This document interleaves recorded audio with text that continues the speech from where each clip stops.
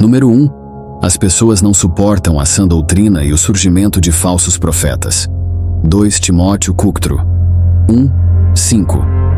Eu te encargo, portanto, diante de Deus e do Senhor Jesus Cristo, que há de julgar os vivos e os mortos na sua vinda e no seu reino.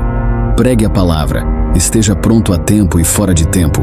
Repreenda, exorte, com toda a longanimidade e doutrina, pois virá o tempo em que não suportarão a sã doutrina, mas, tendo comichão nos ouvidos, ajuntarão para si mesmos mestres conforme os seus próprios desejos, e se afastarão dos ouvidos da verdade, e se voltarão para as fábulas. Mas tu, em todas as coisas, sofre aflições, faça a obra de um evangelista, cumpre o teu ministério. Paulo adverte que haverá momentos em que as pessoas não ouvirão o ensino correto. Em vez disso, elas se cercarão de professores que dizem o que elas querem ouvir, em vez do que precisam ouvir. Como resultado de seus desejos, as pessoas se afastarão da verdade e se voltarão para mitos e falsos ensinamentos que se alinham com suas preferências. Olhe para as nossas igrejas hoje. Veja como elas estão enfraquecidas. Igrejas que apenas querem te entreter, aumentar sua autoestima. Igrejas que se concentram em agradar a carne. Igrejas que apenas dizem o quão maravilhosa pessoa você é, sobre o quão boa e maravilhosa você é. Meu irmão e irmã, você não é uma pessoa maravilhosa. Você não é uma boa pessoa. Você é um pecador. O padrão é Jesus Cristo. Não se compare com outros frequentadores de igrejas. Não se compare com os incrédulos não convertidos com quem você vive. Se compare com Cristo. E eu concordo com Pôncio Pilatos. Quando olho para Jesus Cristo, não vejo falha nele. Se meço a mim mesmo em relação a Cristo, eu e você veremos que não somos pessoas maravilhosas. Somos pecadores que precisam ser salvos. Pecadores que precisam da graça de Deus, mas igrejas raramente ensinam sobre o assunto do pecado. Agora encorajam você a viver do jeito que quiser, fazendo o que quiser com quem quiser. E as pessoas estão se dirigindo para essas igrejas. Igrejas que nunca pregam sobre pecado.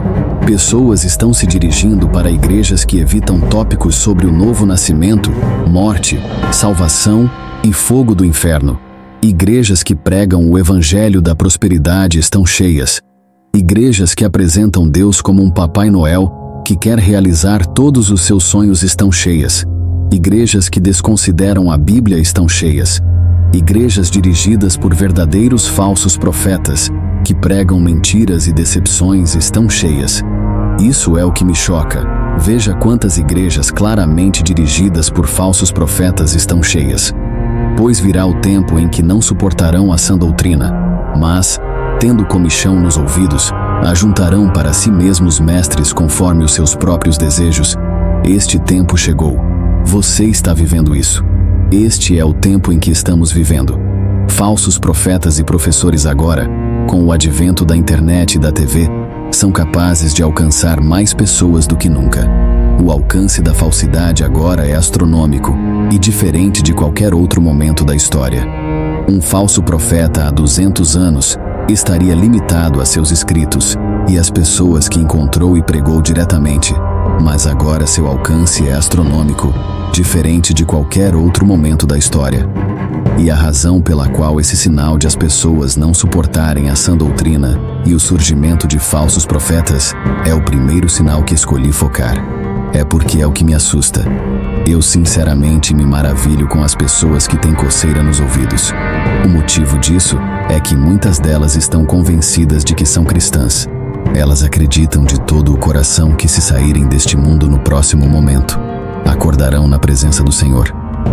Mas o que me assusta é que elas não experimentarão isso, mas ao invés disso, experimentarão o que o homem rico experimentou na parábola do homem rico e Lázaro. Lucas 16, 22 e 23. E aconteceu que o mendigo morreu e foi levado pelos anjos para o seio de Abraão. O homem rico também morreu e foi sepultado. E no inferno ergueu os olhos estando em tormentos, e viu de longe a Abraão e Lázaro no seu seio. Esta é uma das linhas mais arrepiantes de toda a Bíblia. No inferno, ergueu os olhos, estando em tormentos. No relato sombrio do homem rico que se encontrou no inferno, não se pode deixar de refletir profundamente. Ele pensou que era um sonho ao abrir os olhos naquele reino de tormento. O homem rico percebeu instantaneamente onde estava, ou tentou freneticamente se chocar acordado. Ele tentou desesperadamente escapar deste pesadelo. Imagine o momento horrível em que o homem rico, envolto por chamas e sofrendo, entendeu que isso não era um sonho. A verdade o atingiu com uma clareza e brutalidade implacáveis. Isso era realidade, e não haveria despertar desse pesadelo. Sua reação não foi apenas de medo, mas de profunda desesperança. O peso completo de sua situação eterna recaiu sobre ele. Ele estava verdadeiramente em um lugar de tormento perpétuo, um lugar vividamente contrastado de sua vida anterior de conforto e desconsideração pelos outros. O pensamento mais doloroso é que as pessoas com ouvidos com comichão experimentarão o que os homens ricos experimentaram. Hebreus 9, 27. E assim como aos homens, está ordenado morrerem uma vez, vindo depois disso o juízo. Após a morte, o juízo. O que contará então? O que importará então? Uma igreja que ensinou a ganhar mais dinheiro, como se amar mais e encorajou a viver no pecado? Ou uma igreja que te apontou para o Deus vivo, o Messias vivo que exige de você uma vida santa? IMC, que uma vez deixaram as narrativas do Apocalipse, residem em terras onde simplesmente praticar sua fé pode custar-lhes a capacidade de comprar e vender, de viver e respirar livremente. Terras onde seu testemunho de Cristo é recebido com raiva e brutalidade. A gravidade dessas provações não pode ser subestimada. Em algumas nações, carregar o nome de Cristo é como usar um alvo. Os crentes vivem com a constante ameaça de perigo. Sua própria existência é um ato de desafio contra regimes e sociedades que desprezam a verdade libertadora do Evangelho. Essas nações hostis à mensagem e aos mensageiros de Cristo se destacam como indicadores nítidos do fim dos tempos. Não nos recolhamos ao conforto de pensar que esse sofrimento está isolado em costas distantes. A perseguição se estende longe e amplamente. Mesmo em nações celebradas por sua liberdade, a hostilidade em relação ao Evangelho cresce. Em seu rastro, o mundo saberá que as promessas das Escrituras são verdadeiras e o retorno do Redentor está próximo.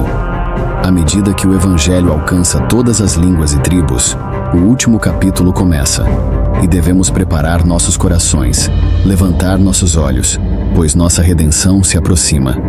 De vez em quando um livro surge que realmente é uma obra geracional, e um desses livros é O Retorno dos Deuses, de Jonathan Cahn.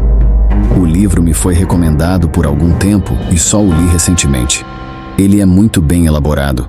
A abordagem do autor e como ele apresenta tudo é única e muito esclarecedora. As coisas das quais ele fala neste livro, você pode ver se desdobrando diante de seus olhos. O Retorno dos Deuses, de Jonathan Cahn, é uma exploração esclarecedora das forças espirituais que ele detalha terem transformado fundamentalmente a sociedade americana. Central para a tese de Cahn está o conceito da Trindade das Trevas, composta por 3 antigos deuses pagãos ou espíritos demoníacos, Baal, Ishtar e MCH. Essas entidades, segundo Cahn, não apenas ressurgiram, mas tomaram posse, encantando e causando destruição ao que antes era uma nação predominantemente cristã. A verdade é que em tempos passados, esta nação era cristã. Declarações públicas e documentos eram impregnados de referências cristãs, demonstrando um reconhecimento cultural e institucional generalizado dos valores cristãos. Num tempo da história, esta nação poderia ser descrita como uma nação cristã.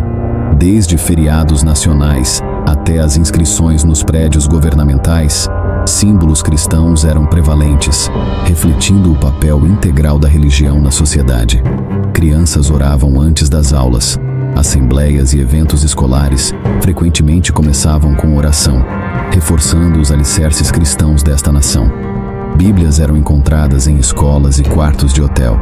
Elas não eram meras presenças passivas, mas eram ativamente usadas no ensino e orientação, simbolizando uma nação confortável com sua identidade cristã. A frequência às igrejas estava em alta. Igrejas não eram apenas locais de adoração, mas também centros de vida comunitária, apoio social e comunitário, integrados ao tecido social de cidades e vilas. Quando as pessoas diziam "Deus abençoe a América", em tempos passados, elas se referiam ao Deus de Abraão, Isaque e Jacó. Essa oração era uma súplica sincera por supervisão divina e bênção, refletindo um entendimento comum da herança espiritual e da providência divina da nação. Agora, quando as pessoas dizem "Deus abençoe a América", não tenho ideia de que Deus e o que elas realmente querem dizer. Essa frase se tornou uma despedida rotineira ou um desejo geral de bem, perdendo sua profundidade original e significado cristão. Esta nação era, um dia, uma nação cristã. Símbolos como a cruz e versículos bíblicos exibidos em espaços públicos atestavam essa identidade, tecendo o cristianismo na vida diária de seus cidadãos. Não é segredo que a frequência às igrejas está em declínio na América. As antigas congregações dominicais agitadas estão diminuindo e igrejas em toda a nação estão vendo menos participantes, sinalizando uma mudança no compromisso e na prioridade cultural. Não é segredo que, de acordo com dados coletados, a porcentagem de pessoas que afirmam ser cristãs nesta nação está diminuindo. Pesquisas e enquetes refletem essa mudança, mostrando uma tendência para o secularismo ou o aumento dos não religiosos, aqueles que se identificam com nenhuma afiliação religiosa. O Retorno dos Deuses, de Jonathan Cahn, é um livro esclarecedor que aponta para esses fatos, e, na minha opinião, a premissa do livro é fundamentada no capítulo 12 do livro de Mateus, onde afirma que uma vez que um espírito imundo deixa um homem, ou neste caso, uma nação, o estado desse homem é pior do que jamais foi antes. Mateus 12:40 e 3:45. Quando o espírito imundo sai de um homem, ele anda por lugares secos, procurando descanso e não encontra. Então ele diz: "Voltarei para minha casa, de onde saí." E quando ele volta, ele a encontra vazia, varrida e arrumada. Então ele vai e leva consigo 7 outros espíritos mais perversos do que ele, e eles entram e habitam lá. E o último estado desse homem é pior do que o primeiro. Assim será também com esta geração perversa. E o que Cahn está afirmando é que esses espíritos Baal, Ishtar e MCH estão retornando a esta nação, e o estado da nação é pior do que era antes. Ao longo do livro, ele sistematicamente percorre a história da nação e cita exemplos específicos de por que esses espíritos estão voltando. Celebrada como uma patrona da liberdade sexual e da promiscuidade sexual, podemos ver sua influência em nosso mundo. Hoje, mais do Cahn, começa detalhando o contexto histórico e as características de cada membro desta trindade das trevas. Baal, um deus conhecido a partir de textos e culturas antigas, representa o espírito de possessão. Na narrativa de Cahn, este espírito está ligado à busca por poder e controle, manifestando-se na América moderna como um impulso por domínio em vários domínios sociais, incluindo política, economia e cultura. A possessão por Baal leva à erosão dos valores morais e à priorização do poder e do sucesso sobre o bem-estar espiritual e comunitário. Ishtar, a segunda do trio, está associada ao encantamento. Historicamente venerada como uma deusa da fertilidade, amor, guerra e sexo, Ishtar simboliza, na análise de Cahn, o encanto sedutor da libertação sexual e da promiscuidade sexual. Cahn sugere que o encantamento de Ishtar permeou expressões culturais e políticas sociais, seduzindo a nação longe de suas raízes bíblicas e levando a uma aceitação mais ampla do que ele vê como decadência moral. O terceiro espírito, MCH, representa a destruição, especialmente a destruição dos inocentes. Molech, a quem culturas antigas apaziguavam através do sacrifício de crianças, é usado por Cahn para revelar práticas contemporâneas que desvalorizam e destroem a vida humana. A influência deste espírito, segundo Cahn, reflete uma sociedade que perdeu o respeito pela vida, espelhando os aspectos mais sombrios da adoração pagã. Esta é muito a sociedade em que estamos vivendo hoje. Khan aponta que o ressurgimento desses espíritos marca um declínio espiritual significativo dos princípios fundadores da América, que estavam profundamente enraizados em valores judeu-cristãos. Ele explica que essa decadência espiritual foi gradual, mas decisiva, levando a uma nação que já não pode ser descrita em nenhum sentido significativo como cristã. Esta transformação, ele afirma, não foi acidental, mas é o resultado de forças espirituais ativamente em ação. Ao longo do livro, Khan usa uma mistura de exegese bíblica, análise histórica e exemplos modernos para ilustrar como essas antigas divindades se manifestaram em questões contemporâneas, afastando a nação de seus valores fundadores. Cada capítulo não apenas descreve os problemas, mas também serve como um chamado claro para que os cristãos reconheçam e combatam essas influências espirituais, retornando a uma fé mais devota e ativa. Khan acredita que os indivíduos podem resistir a essas forças e ajudar a direcionar a nação de volta às suas raízes espirituais. Hoje vamos nos concentrar em Ishtar. Ishtar, uma antiga deusa mesopotâmica, personifica a complexa interação entre amor, beleza, fertilidade, guerra e sexualidade, reverenciada em diversas culturas, incluindo sumérios, acádios, babilônios e assírios. Ishtar, conhecida como Inanna na cultura suméria, simbolizava uma miríade de atributos poderosos. Podemos ver sua influência em nosso mundo hoje mais do que nunca, associada ao planeta Vênus. Ishtar representava a estrela da manhã e da tarde, incorporando o ciclo celestial de trevas e luz. Sua natureza dupla, como uma deusa do amor e da guerra, posicionou-a de forma única como uma divindade de imensa influência e paradoxo. Em seu papel como deusa do amor e da fertilidade, Ishtar era que nunca. O pecado está acessível agora como nunca antes. Você está ciente dos pecados de Sodoma e Gomorra, da profunda maldade da geração de Noé. As Escrituras relatam como Deus observou a maldade do homem como grande na terra, com todo o pensamento de seu coração inclinado para o mal continuamente. Durante o tempo de Noé, você também conhece os pecados atrozes da Babilônia, transbordando de idolatria, orgulho, arrogância, autoexaltação, devassidão e excesso. Agora, preste atenção. A era em que vivemos amalgamou todos os pecados que eram prevalentes nestas épocas históricas e os teceram na própria essência de nossa sociedade contemporânea. Os pecados de Sodoma e Gomorra, a era de Noé e a era babilônica, todas as suas transgressões são exaltadas e prevalentes em nossa geração. Quando você examina estes períodos na Bíblia e então os compara com nossa era atual, os paralelos são chocantes. É inegável que nossa sociedade se transformou em um cadinho, misturando os períodos mais infames e destrutivos registrados nas Escrituras em nosso dia presente.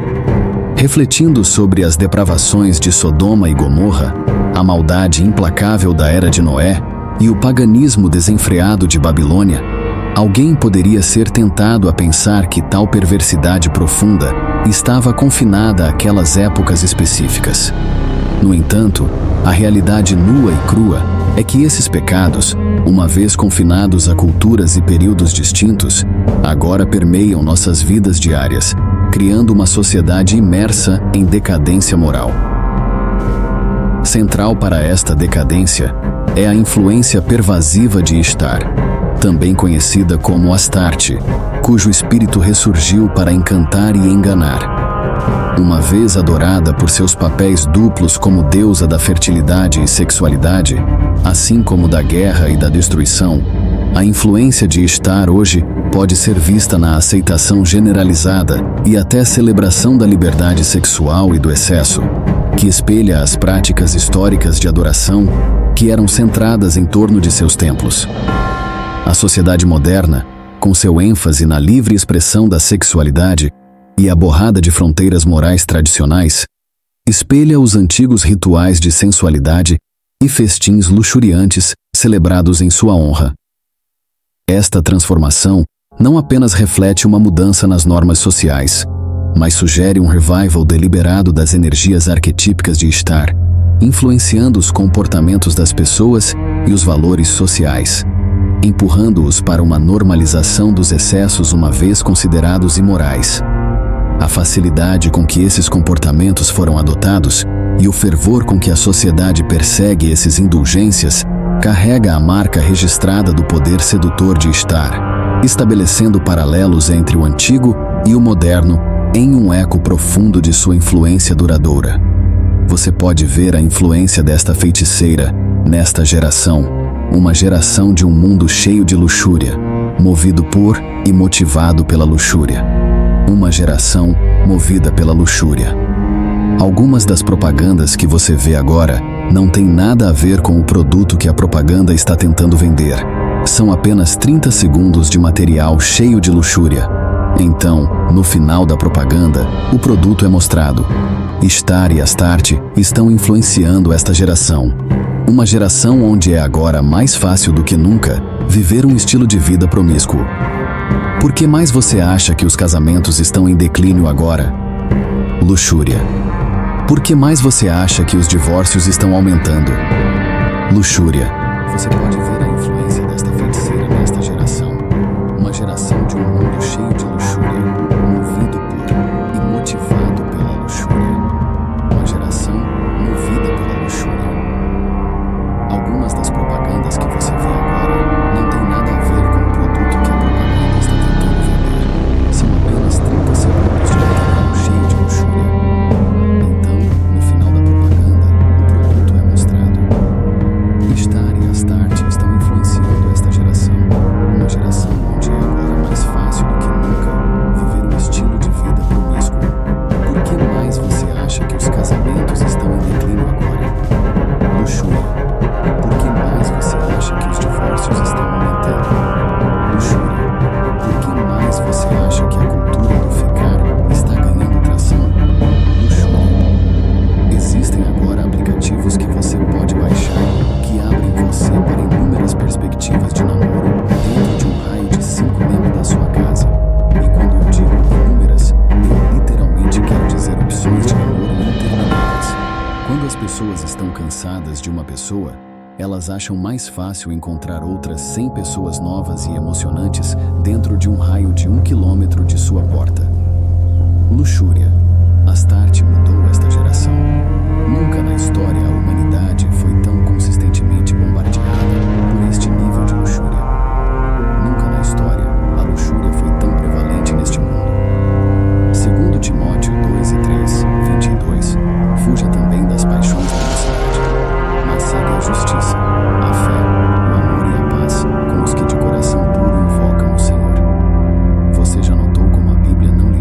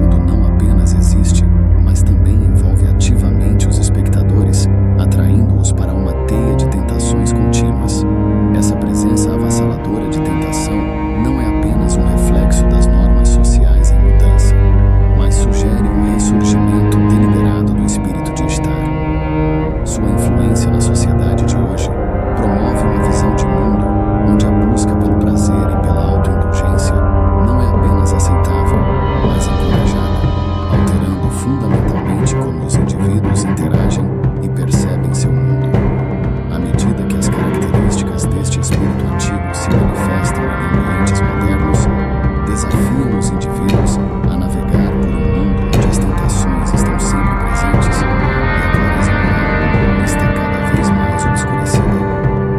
Neste contexto, é crucial para aqueles que reconhecem esse padrão histórico e espiritual confrontar e lutar contra essas influências, esforçando-se para manter valores que resistam à decadência da integridade moral e espiritual.